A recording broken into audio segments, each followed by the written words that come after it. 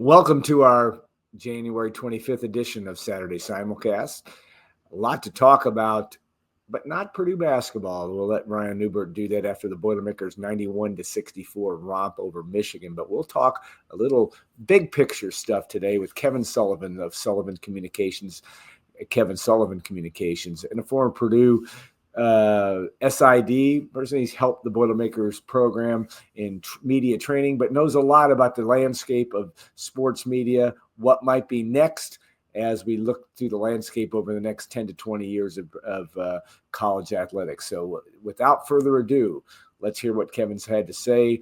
And thanks for watching Saturday Simulcast. And thanks to the Union Club Hotel, of course, our sponsor of Saturday Simulcast. We appreciate them and all they do for us at Gold and Black. Segment 2, and joined by Kevin Sullivan, not Sully Sullenberger, make no mistake, but one of my favorite guests on our show, and he's been on every probably the last 3 or 4 years. As we just talked offline, Kevin and I could have this discussion at the XXX as easy as we're going to have it right now. And Kevin, of course, a media expert, Kevin Sullivan Communications, a Purdue grad, uniquely qualified to talk about not only sports media, but media, and always has got some interesting insight, not only because it's his beloved Boilermakers. I mean, make no mistake, Kevin Sullivan, not only does he read GoldandBlack.com more than he should, or listens to us more than he should, but he also bleeds Gold and Black. But he also wants the program to continue to thrive. And we're going to hit all those issues today. Kevin, as I always say, a highlight of your media career is being on our show, but we appreciate that. It is a thrill because, the Saturday Simulcast is must watch appointment viewing for me. So to be included in the pantheon of the Gold and Black family is really a thrill and an honor. So thanks for having me on. Man, you are a lonely man. No, I don't think that. When you get access to Brian Newbert and Tom Dienhart and that great wisdom that comes from those guys, we appreciate the fact that you are living. Yeah, hey, no doubt. All right, it is a crazy world out there. There's been so much discussion about where college sports is going. Let's start with one of the big changes. Obviously, Purdue is going to try to respond, react, improve, stating that nicely from the most catastrophic season in the history of the program in 2024. Barry Odom takes the job in December.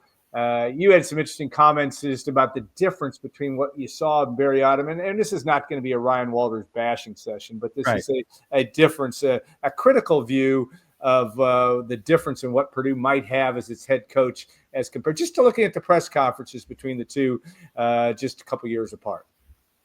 In my consulting life, I work with a lot of young and a lot of first-time head coaches and MLB managers, and I always encourage them to talk about how they are prepared for the moment. So when Ryan Walters got introduced, I thought he won the press conference. Yeah. I was very impressed. And he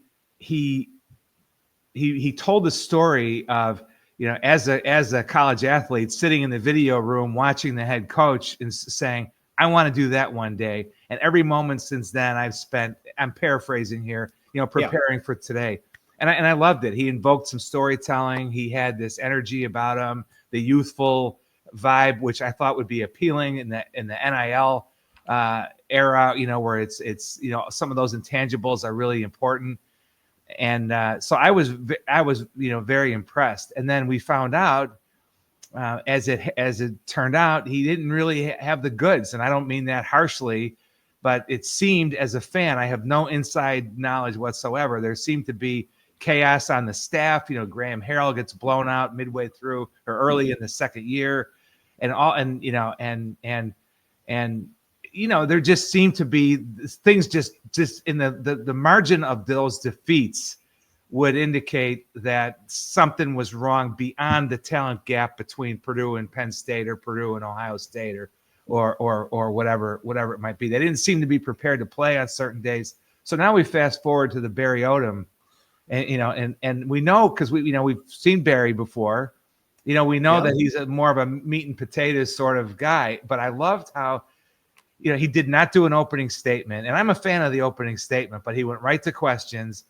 And in effect, I think Dean Hart had the first question, and he kind of said what would have been his opening statement, which is, we're going to be blue collar, was the first words I think he used to describe what Purdue is going to be. We're going to be tough.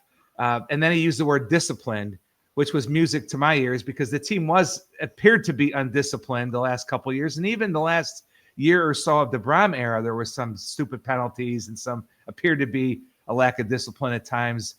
And so I love that. But then the next thing he did was he invoked the name Joe Tiller. And, for Purdue to be successful, setting aside the power of NIL and the portal and all that, Coach Tiller found diamonds in the rough, and got all those 3-star guys that ended up, many of them in the NFL, and the famous, Matt Light changing positions. He and his staff did so much with these diamonds in the rough, and that's maybe the kind of place that Purdue is always going to be or needs to be, with the occasional 4-star dropped in there. So I love the fact that he talked about discipline and the fit with Purdue, and he praised the fans and that sort of thing. So where I thought, Ryan Walters had a little bit more storytelling and sort of energy and appeal that way, I just loved the way that Coach Odom seemed to be such a good fit, and probably exactly what we need given the debacle of 2024. Well, and you've been around in 1980 Purdue grad. You saw Jim Young, who was a personality. You've dealt with it, obviously, the Dallas Mavericks, and in your media life. Different guys can do it. There's no guaranteed formula of success, but Purdue's got its own challenges. I mean, it is especially in the world of college football, especially in the world today, to be competitive. And this is something that it is not going to be easy. But from a fan standpoint, we talked about offline, Tom Dienhart talking about, I don't know who these guys are. Purdue's going to have maybe up to 50 new players, as was the case with Odom at UNLV. I think he had 55 and 50 in his 2 years, new players. Talk about the need and what men's basketball has done so well in building personality, building stories, and what you would, if you were in the shoes of making that decision of what needs to be done at Purdue football to ingratiate it with the fan base. And that's above and beyond just winning. Yeah, the Purdue Athletics social and digital team is extremely capable. They do a lot of good things. And Exhibit A that any program in the country could learn from is the ELF series with Caleb First, which they did it 3 times. Each time was a little better than the year before. It obviously had a charity component. The appeal there was broad, and it was funny, and it was touching, and it showcased Caleb's personality and his heart. And it was extraordinary. It was very, very effective. And I would say, the pressure on football is, number one, to tell the story of the players off the field. Let people get to know Chauncey Magwood. We're his 3rd school, I think. There's some guys we're the 4th school. And I enjoyed, Dean Hart did a good interview with Crew Wakely, where we got to know him a little bit. Like, more and more of that, but then also for Purdue Athletics to seize the opportunity to help the players tell their own stories, because ultimately that's what's going to drive their own NIL opportunities. If sponsors and outside brands and companies get to know these guys, and you do not have to be a superstar. There's a lot of evidence of this. Yeah. There's high jumpers and softball players and you name it, men and women across all sports who have been able to get NIL deals because they've used their personality. Now, people say to me sometimes, well, I've got to be authentic.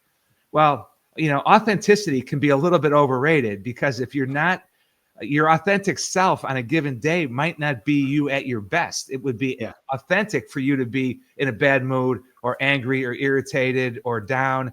And you have to set that aside and show the world the best version of yourself.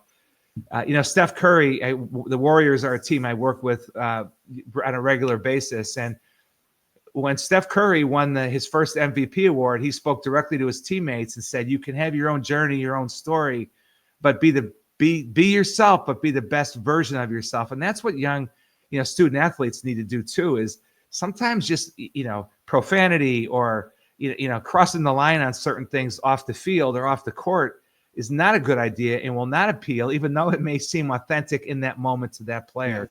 So Purdue Athletics getting with the players and saying, let us help you tell your story. And I know they provide the players with clips and different things. So I think more of that would help in football, and maybe they've done more than I know, and I've missed it, but I see it more in basketball. And obviously with men's basketball, we've had a lot to work with, but they do a great job, and they're going to figure it out. But I do think that's one of the keys, and also fan sites like GoldandBlack to, and with Brian and Tom, and I know you cleared some cap space to get some room for Mike Carmen. That's those guys do a great job of telling the stories too, and all of that adds up.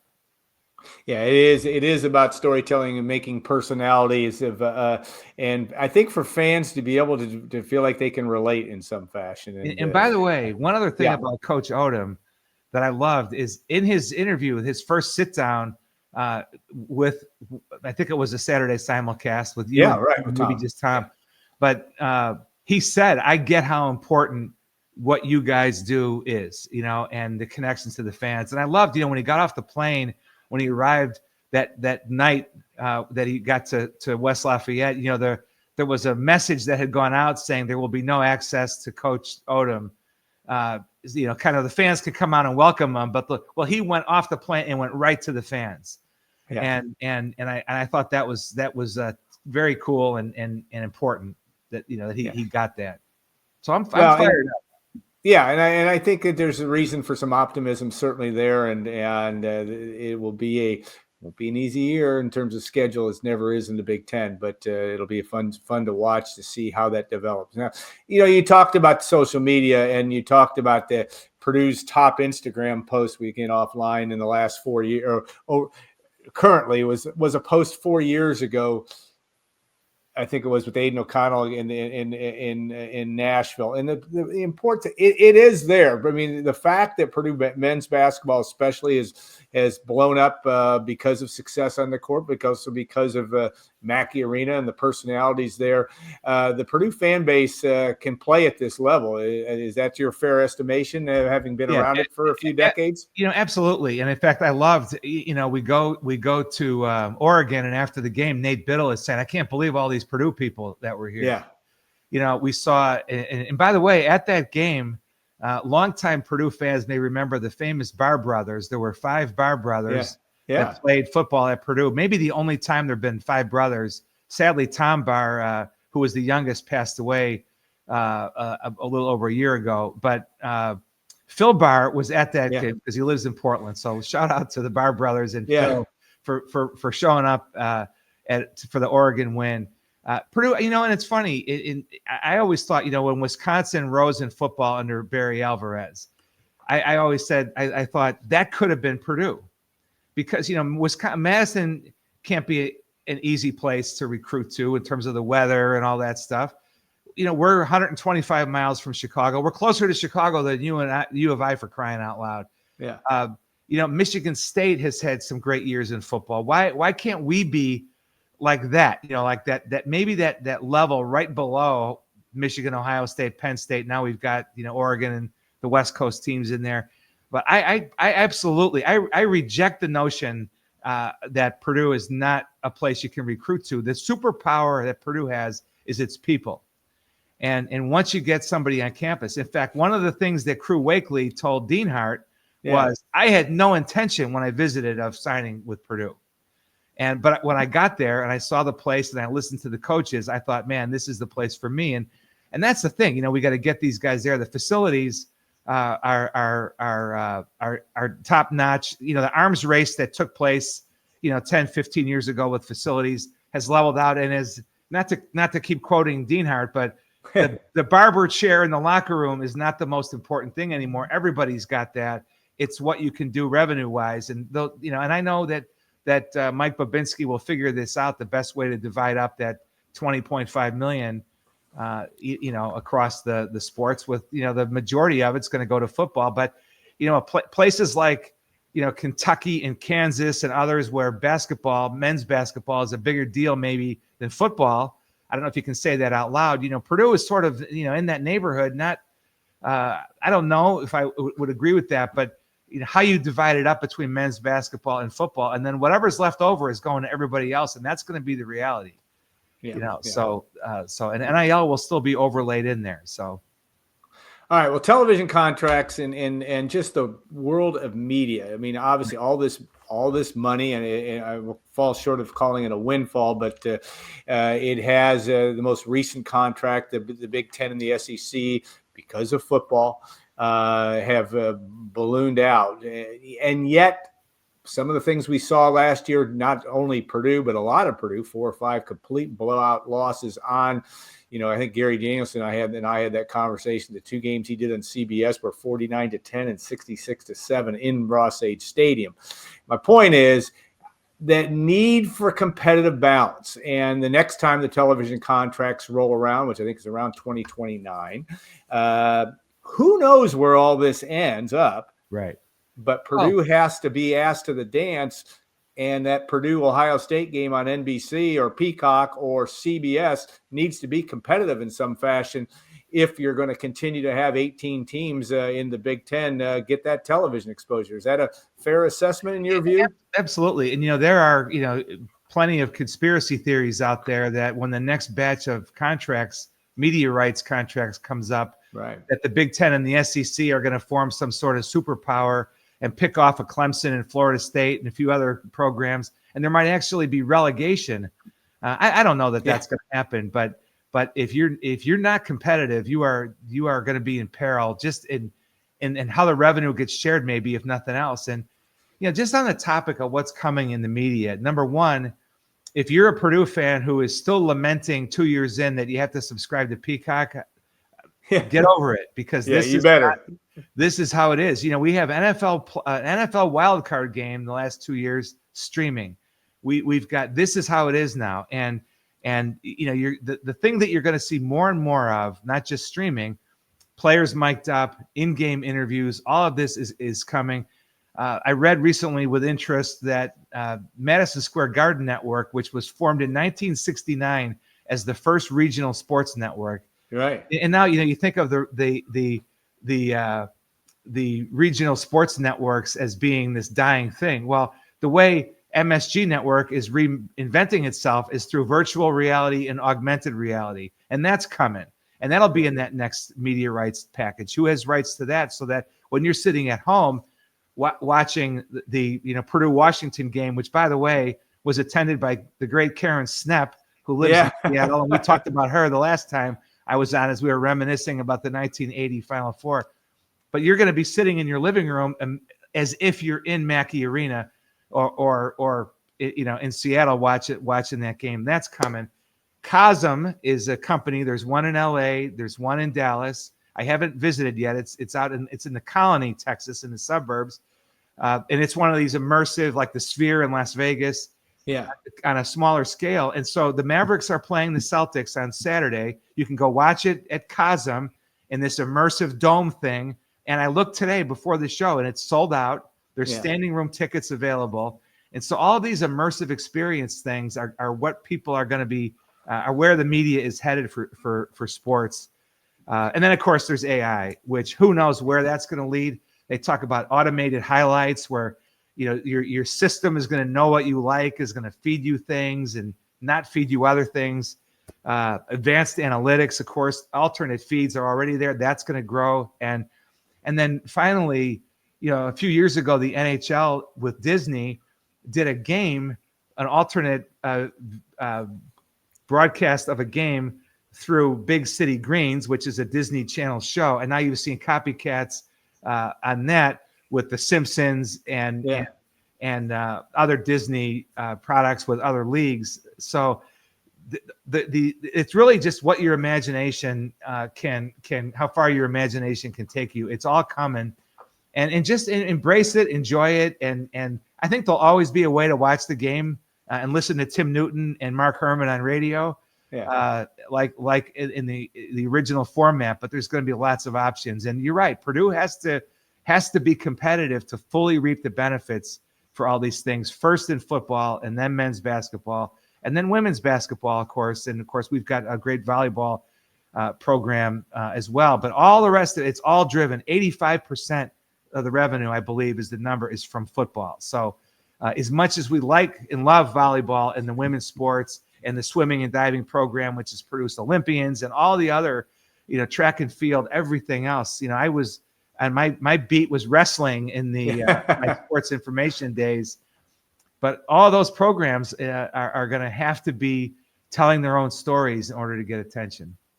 All right, so you can insert Lance Jones' three-pointer at any point in time while you're watching the game, just to make yourself feel better, and maybe somehow from an augmented realities, that may be the world we're going to be living in.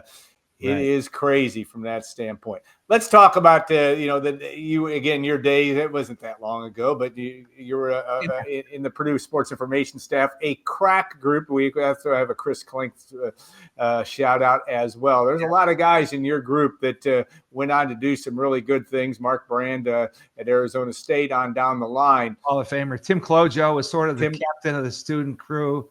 Yeah. He's gone on, and we work together now, and he's actually a part-time employee of Major League Baseball, as an official scorer, does other stat jobs for MLB at games. And we mentioned Karen Snepp. Lori Kiley went on to great things. Of course, the late Karen Croak Heisler was a grad assistant, and then Brooke Marrow. I mean, we had an unbelievable John Hacksaw Hostetler went to work at the NSA because I guess he was the smartest guy maybe in the room.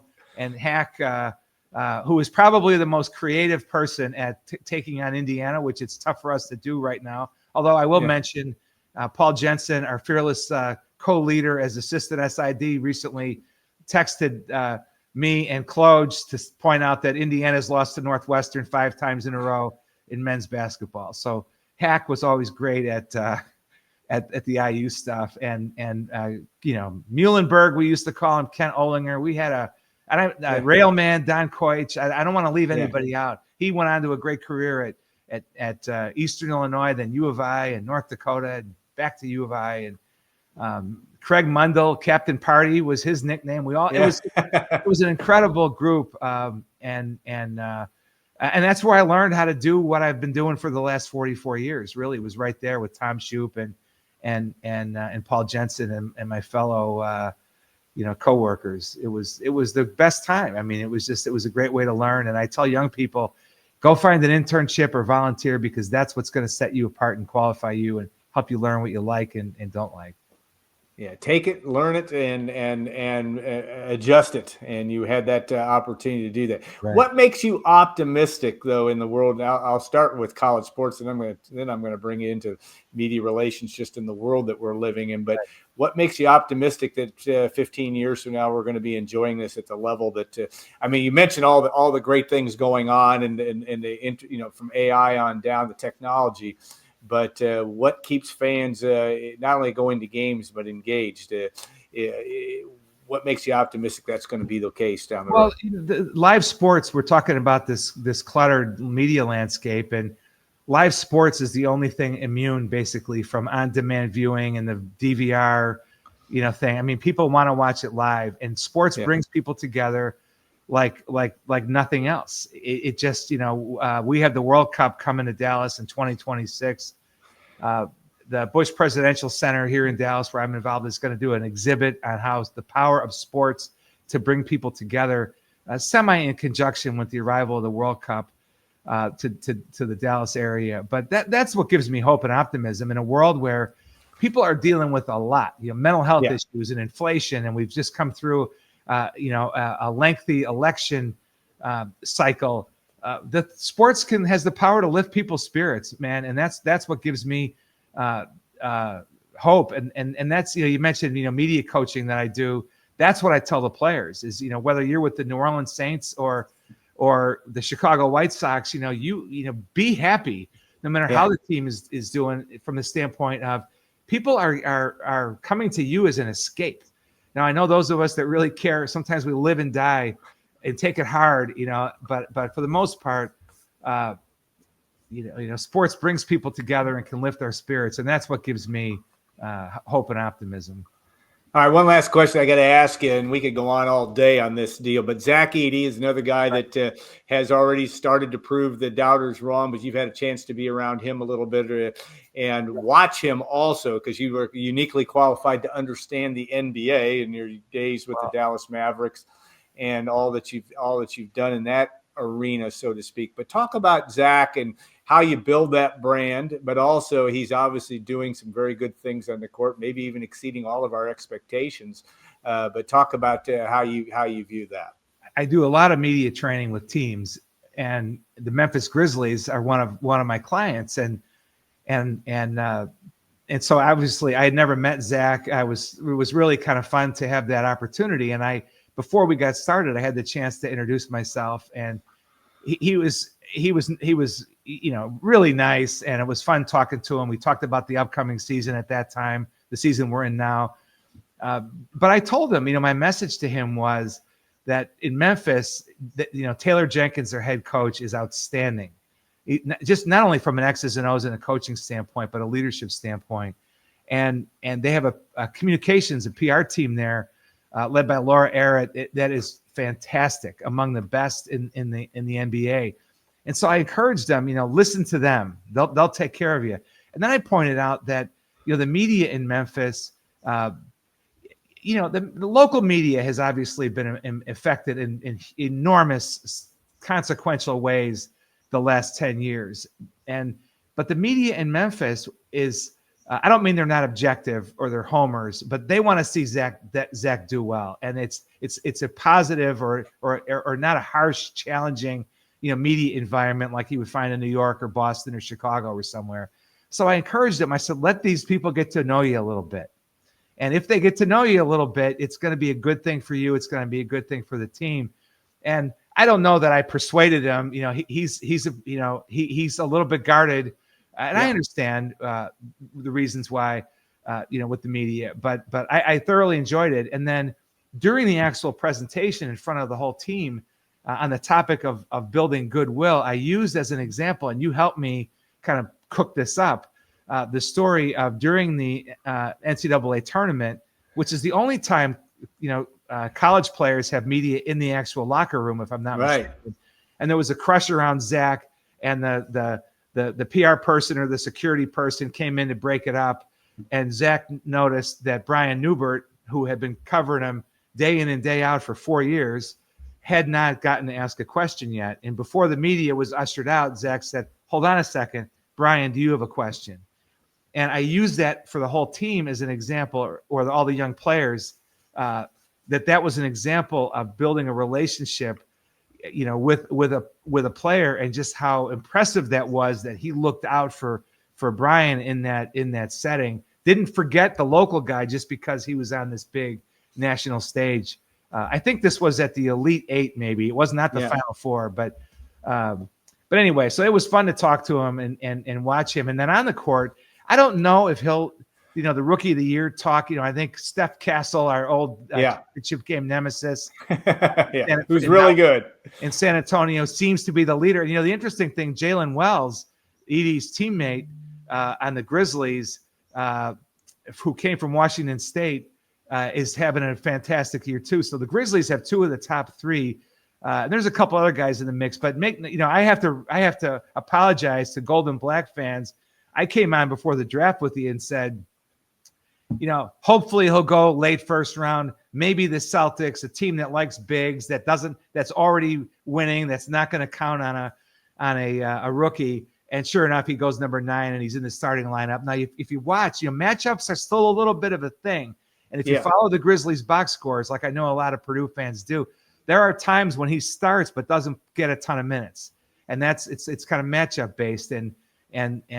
But he has worked incredibly, and I got to watch practice with the comms team from the Grizzlies, and I could see, this was early in training camp, I could see how much his teammates had taken to him and were helping him and pulling for him, and what a good teammate he was, which of course we knew that was his reputation from his time at Purdue. But I'm really pulling for him, and the other Boilermakers out there that I run into. Of course, it's always fun to to talk Purdue basketball on the NBA circuit. All right. Well, we appreciate your time, Kevin. Years of experience as the graphic. If you're just listening to this, I want to make sure people know too. I'm kind of on the back end of this, but making sure that years of media experience, the Bush White House, Department of Education, NBC Universal, NBC Sports, and Dallas Mavericks, and most importantly, his days in West Lafayette and the group that he put together. But it's going to be, we always appreciate your time because it's a busy time every day for you, but your insight into this is great. And we are the local folks. We like to pen ourselves, and we've actually been very fortunate with Purdue over the years to have a good relationship from that standpoint. Last thing, you get the last word, my friend. Anything else that you want to bring to the table? It's all yours. I just want to, thank you and the team, Brian and Tom. You're my lifeline to the inside stuff. And I love the fact I know, in the Brom years, it was a little bit of, top secret. Everything was held so close to the vest. A coach does that at his own peril, if you ask me. Now, you can do it if you're winning. I've had a lot of people, coaches over the years say, why can't I be like Greg Popovich or Bill Belichick and keep the media at arm's distance? I said, win a bunch of championships and then do whatever you want. But in the meantime, the fans crave this kind of engagement. So I'm grateful to you and the whole team at GoldandBlack, because you are my pipeline for Purdue info. And, and I really appreciate it. And thank you for having me on. All right. Well, you'll be in the house in a couple of weeks when Purdue takes on USC in a Big Ten game, right? Yeah, that's how it works now. I will. And by the way, I have two great nephews, Colin and Connor Davis, shout out, who live in Cary Quad, who I'm going to be taking to breakfast at the Triple X. There you go. So love the Triple X, and even if it means having root beer for breakfast, I'm going to do it. But I also may get there on game day. We'll see, and I'll get to Harry's. For sure, maybe. I know you'll do that. That part I know. yeah. There you go. And be very responsible at the same time. And I'll be sure to pump some money into the West Lafayette Academy at the big team store too. So yeah, we need all the help we can get. All right, my friend. Hey, thanks again so much. Thanks to Kevin Sullivan for a very insightful interview and for all the time today on our Saturday simulcast. Also want to thank the Union Club Hotel, Boiler Up Bar, 811 Bistro. As Brian Newbert always says, we're always looking for that location. Brian is, I should say, remotely anywhere that Brian travels to. But we appreciate your wonderful hotel here in Lafayette. We appreciate West Lafayette, I should say. We appreciate you very much. So we'll be back next week, probably on the heels of the Purdue-Indiana game, talking about some topic. We're not sure what that will be just yet, but we appreciate you taking the time to watch and or listen to us on our Saturday simulcast, and have a great rest of your weekend.